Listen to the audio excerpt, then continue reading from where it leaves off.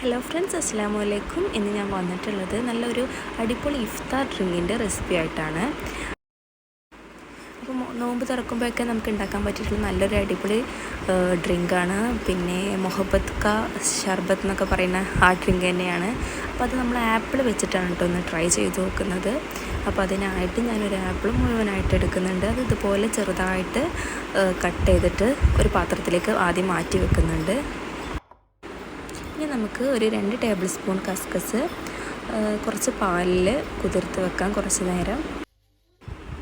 അപ്പോൾ ഈ കസ്കസ് നമുക്ക് ഈ മൂത്രത്തിൻ്റെ പ്രശ്നങ്ങൾക്കൊക്കെ വളരെ നല്ല സാധനമാണെന്നാണ് കേട്ടിട്ടുള്ളത്.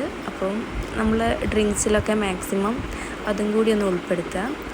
ഇനി നമ്മൾ ആദ്യം മുറിച്ച് വെച്ചിട്ടുള്ള ആപ്പിളിൻ്റെ കഷ്ണത്തിൽ കുറച്ച് പാല് ചേർത്ത് കൊടുക്കുന്നുണ്ട്. ഞാനിവിടെ ഏകദേശം രണ്ട് പേർക്ക് സെർവ് ചെയ്യാൻ പറ്റുന്ന രീതിയിലാണ് കേട്ടോ പാലെടുക്കുന്നത്.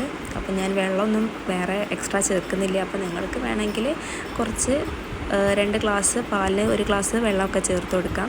ഇനി ഏകദേശം 1 ടേബിൾ സ്പൂണ് റൂഅഫ്സ ആണ് ചേർത്ത് കൊടുക്കുന്നത്. അപ്പോൾ പാകിസ്ഥാനി റൂഅഫ്സ എന്ന് പറഞ്ഞിട്ട് നമ്മുടെ നാട്ടിലൊക്കെ ഇപ്പോൾ സുലഭമായിട്ട് കിട്ടുന്നൊരു സംഭവമാണ്. അപ്പോൾ അത് ഏകദേശം 1 ടേബിൾ സ്പൂൺ ചേർത്ത് കൊടുത്തിട്ട് ഇതുപോലെ നല്ല രീതിയിലൊന്ന് മിക്സ് ആക്കിയിട്ട് എടുക്കുന്നുണ്ട്. ഇത് നോർമൽ എല്ലാവരും ബത്തക്കയുടെ കൂടെ ആയിരിക്കും കാണുന്നുണ്ടാവുക.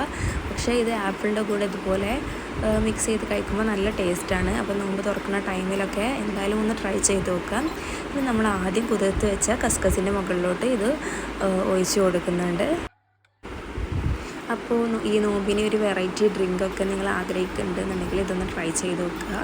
അപ്പോൾ നല്ല ടേസ്റ്റാണ്. പിന്നെ കുറച്ച് തണുപ്പും കൂടി ഉണ്ടെങ്കിൽ പിന്നെ പറയാൻ വേണ്ട, നല്ല ടേസ്റ്റാണ്. പക്ഷേ നോമ്പ് തുറക്കുന്ന ടൈമിൽ അത്ര തണുപ്പുള്ളത് നമ്മൾ കഴിക്കരുതെന്നാണ് പറയുക. അപ്പോൾ എന്തായാലും റെഡി ആയിട്ടുണ്ട്. ഇൻഷാ അല്ലാഹ് മറ്റൊരു വീഡിയോ ആയിട്ട് കാണുമ്പോഴേക്കും ബൈ, അസ്സലാമു അലൈക്കും.